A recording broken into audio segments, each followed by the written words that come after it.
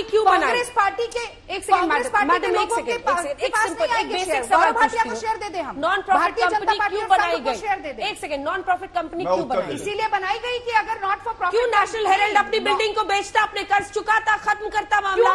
इतने सारे बिल्डिंग और इमारतों का हम तो ये मालिकाना हक क्यों मिला यंग इंडियन को? बेचना पड़े? मालिकाना हक कैसे है अगर हमें कोई भी एक पैसे का, एक फूटी कौड़ी का कोई फायदा नहीं है? डिस्पोजल पे तो है, कोई फायदा नहीं है। 76% शेयर होल्डर जो है आजीवन उनके डिस्पोजल पर तो है ना ये बिल्डिंग। कह रहे हैं ये तमाम सुन लीजिए एजेंसी अगर यंग इंडियन कंपनी लिक्विडेट भी होती है तो भी एक और नॉट फॉर प्रॉफिट कंपनी बनानी पड़ेगी। पर आजीवन इतनी बिल्डिंग्स जाएंगे, कौन नहीं जाएगा ऐसे नॉन प्रॉफिट कंपनी का? के पास नहीं जाएंगे। एक दलील तो सुनिए, एक दलील तो सुनिए। आपकी दलील मैंने सुन ली। नहीं, कौन नहीं चाहेगा कि मेरे पास ऐसा नॉन प्रॉफिट कंपनी का 76% शेयर होल्डिंग हो, जिसकी बड़े बड़ी इमारतें, जिसकी इतने लगभग 2000 करोड़ की संपत्ति दिल्ली से लेकर तमाम जगहों पर हो, आपके डिस्पोजल पर है ना मैडम आजीवन? क्या मैं गलत कह रही हूँ? क्या हम बेच सकते हैं? क्या बेच के पैसा ले सकते हैं? हेराल्ड कर सकता है आप national Herald associated generals limited कर सकता है। तो वो मालिक है नेशनल हेराल्ड का। लेकिन ये पूरी क्या आज भी है, नहीं चला? आज भी है। ऋण चुकाने के लिए एक प्रक्रिया थी और उसी प्रक्रिया को चुनाव आयोग ने सही ठहराया है। चुनाव आयोग ने नवंबर 2012 में ये कहा है, वो भी सुब्रमण्यम स्वामी जी ने कंप्लेंट की थी और चुनाव आयोग ने कहा है कि कांग्रेस पार्टी ऐसा कर सकती है। रिप्रेजेंटेशन ऑफ पीपल्स एक्ट के तहत किसी भी कानून का उल्लंघन नहीं हुआ, कानून का उल्लंघन नहीं हुआ, पैसा हमें नहीं मिल रहा है, प्रॉपर्टी भी नहीं हमें मिल रही है। भारतीय जनता पार्टी के 7 साल के बाद दोबारा से दर्द शुरू हो गया है।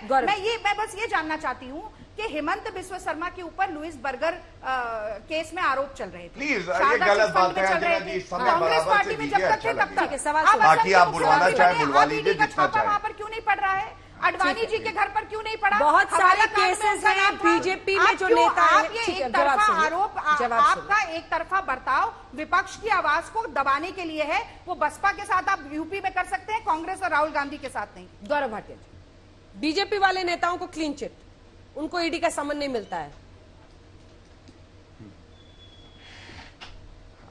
मैं उत्तर दे देता हूं। सबसे पहले ये बार बार दिया जा रहा है एक तर्क कि बीजेपी के नेताओं पे कार्रवाई क्यों नहीं। आप मुझे बताइए, मुकुल रॉय 2019 सीबीआई ने पूछताछ करी थी, बीजेपी में ही थे शायद तक। अब्दुल्ला कुट्टी भारतीय जनता पार्टी उपाध्यक्ष रहे, पूछताछ करी कि नहीं जांच एजेंसी ने? करी। ठीक है, इसलिए ये तर्क में जान नहीं है। लेकिन कितना गलत और कितना झूठ बोला जाता है आपके चैनल पे मैं बताता हूं। दिल्ली हाईकोर्ट ऊपर है कि सुप्रीम कोर्ट? सुप्रीम कोर्ट ऊपर है। इन्होंने कहा हम केस लड़ रहे हैं। नहीं रागनी जी, फिर से आपने गलती कर दी। ये जो ऑर्डर है ना मेरे हाथ में, सुप्रीम कोर्ट ने इस पिटीशन को डिस्पोज ऑफ कर दिया। उन्होंने कहा हम निरस्त नहीं करेंगे, जांच चलती रहेगी। This has been disposed of. पहली गलती आपने करी। दूसरी गलती, इन्होंने कहा सेक्शन 25 की कंपनी है और इसलिए जो है चीटिंग नहीं हो सकती, रुपया कैसे आएगा। मैं आपको एक उदाहरण देता हूं अंजना जी, ये उदाहरण सुप्रीम कोर्ट का ही जजमेंट है। कांग्रेस की सरकार हिमाचल प्रदेश में थी, सेक्शन 25 की ही कंपनी थी, उस पे एफआईआर करी, 420 का ही मामला था और उसको सुप्रीम कोर्ट ने निरस्त किया कि जो कांग्रेस की सरकार ने किया है वो गलत किया है। तो ये दूसरी इनसे गलती हो गई। तीसरी बात, देखिए हमारे सम्मानित नेताओं के बारे में अपशब्द बोलना और उसके बाद कहना मैं नहीं कहूंगी, ये उचित नहीं है। मैं भी कहूंगा कि 51 साल का अपरिपक्व भ्रष्टाचारी बालक कौन है? राहुल गांधी। क्यों है मैं बताता हूं। ये सबसे ज्यादा भ्रष्टाचारी पूरे विश्व का परिवार है, जहां सोनिया गांधी बेल पे है, राहुल गांधी प्रमाण के रॉबर्ट वाड्रा भ्रष्टाचारी कांग्रेस के नेताओं को नहीं कह सकते हैं। चुप कराइए, आप एक जजमेंट लेकर आइए जिसमें किसी तरीके का भ्रष्टाचार साबित हुआ है। गलत मैं आपकी बात मान लूंगी। ठीक है, अब आपने पॉइंट कह दिया, आप जवाब सुनिए। आप इस तरह से लगातार गलत आरोप लगाएंगे और मैं प्रधानमंत्री से लेकर गृहमंत्री सबके लिए अपशब्द बोले। मैंने अपशब्द नहीं बोले। आपने बोला? मैंने नहीं बोला। मैंने कहा कि आपको कैसा लगेगा, कैसा लगेगा। तो वो भी यही पूछ रहे हैं। मैंने कहा कि अगर मैं, ये तो वही हाल है ना कि दोनों तरफ से पलड़ा पकड़ के हम लोग गए। आप उन शब्दों से बच सकती थी राजनीति कह रहे हैं, बिना प्रमाण के मैं कड़ी पार कहूंगी तो आप कहेंगे क्या प्रमाण है? ये कहा ना। भ्रष्टाचारी किसने पहले कहा? चलिए, ये लगातार वही बात बोल रहे हैं। निजी आरोप लगाए बिना जवाब सुनिए प्लीज। निजी आरोप प्लीज, आप भी गौरव जी वापस इशू पे आ जाइए please sir, it's a request. और ये मंद बुद्धि बालक क्या होता है? It's a request. आप अपनी अकलमंदता को दिखा रहे हैं। आप कितने अकलमंद रागिनी जी, मैंने दोनों को रिक्वेस्ट कर रही हूँ, प्लीज प्लीज निजी आरोप नहीं, अपशब्द मत बोलिए प्लीज, वापस इश्यू पे। अंजना जी आप अपना पूरा प्रोग्राम, मैंने जो भी बिंदु उठाए या तो विधिक थे या तथ्यों के आधार पे या तर्क से दिए। इन्होंने शुरुआत करी महंगाई, ये चली गई श्रीलंका, उसके बाद इन्होंने अपशब्द कहने की शुरुआत करी, तो मैंने ये बात बोली और बोलना भी चाहिए।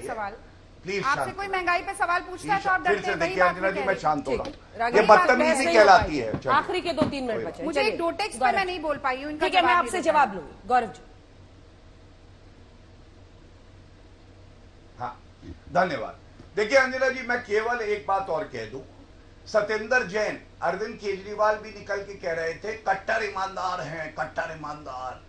सत्येंद्र जैन पता है क्या कह रहे हैं, मेरी याददाश्त चली गई है। कुछ दिनों में देखिएगा राहुल गांधी भी कह रहे होंगे मेरी याददाश्त चली गई है, मुझे नहीं पता यंग इंडियन क्या है, मैं तो पूरी यंग इंडियन नहीं। लेकिन एक बात और आपने आज तक पर बैठकर कहा था कि महाराष्ट्र में कांग्रेस की सरकार अगर बन गई तो निंदन करवा। अच्छा चलिए Anjana ji, thank you Anjana ji, thank you. का मौका दूंगी ना, आज वो स्टूडियो में मेरे साथ बैठी है, मैं आवाज नहीं किसी के नीचे कर सकती। गौरव जी, अब आप लोगों को ही समझना पड़ेगा ना कि कैसे बहस का चरित्र आप लोग चाहते हैं। मैं चुप हो जाता हूँ, क्या फायदा, जनता देख रही है, अगर आप समय देंगे मैं अपनी बात रख लूंगा। मैं मौका दूंगी, प्लीज बोलिए गौरव जी, पूरा कीजिए। ठीक, हाँ देखिए अंजना जी, एक बात जरूर आ जाएगी कि सत्याग्रह है, सत्याग्रह तो नहीं सत्यानाश ग्रह जरूर है, क्योंकि सत्याग्रह आजादी के लिए हुआ था और ये भ्रष्टाचारियों को बचाने के लिए सत्यानाश ग्रह हो रहा है। महात्मा गांधी पुरोधा थे जब वह सत्याग्रह किया। यहां पे नकली गांधी GHANDY हैं जो सबसे बड़े भ्रष्टाचारी हैं, वो अहिंसा पूर्वक हुआ था। यहां हिंसा फुल है और राहुल गांधी के दिमाग की बत्ती गुल है। चौथा, नैतिकता का स्तंभ गांधी जी थे। आप क्या नेता का निजी अपमान किए बिना बातचीत हो सकती है? मैं बोल रही हूँ, नैतिकता नहीं मिलेगी। क्या नेता के निजी अपमान के बिना बात हो सकती है? गौरव जी, क्यों आप शब्द वैसे बोल रहे हैं? वो तो जनता है ना कि अपने वोट से तय करेगी बत्ती जल है या बत्ती जल रही है। अमित शाह जी डिस्चार्ज हुए। अमित सुनिए, मैं बताता हूँ क्यों बोला। अमित शाह जी डिस्चार्ज हुए, इन्होंने कहा तरीफा, इन्होंने कहा तरीफा, तो मैं क्यों नहीं बोलूंगा? पलटू राम करेंगे आप जैसे पलटू राम बिल्कुल बत्ती गुल क्या फ्यूज बल्ब है राहुल गांधी फ्यूज बल्ब है, चाइनीज झालर है, एक बल्ब नहीं चलता राहुल गांधी का, जान लो। और सबसे बड़ा भ्रष्टाचारी राहुल गांधी है, सही जगह पे है, ईडी सही कर रही है और देश के नागरिकों को गर्व है, गर्व है, देश के नागरिकों को गर्व है ईडी पे जो ये कार्रवाई कर रही है। आप लोग वो है जो सोचते थे कि कानून से ऊपर है, कानून के जूते की लोग पे है आप लोग, जान लीजिए ये बात। आप लगातार किसी भी भारतीय नागरिक के बराबर है, ना ऊपर ना नीचे, ये बात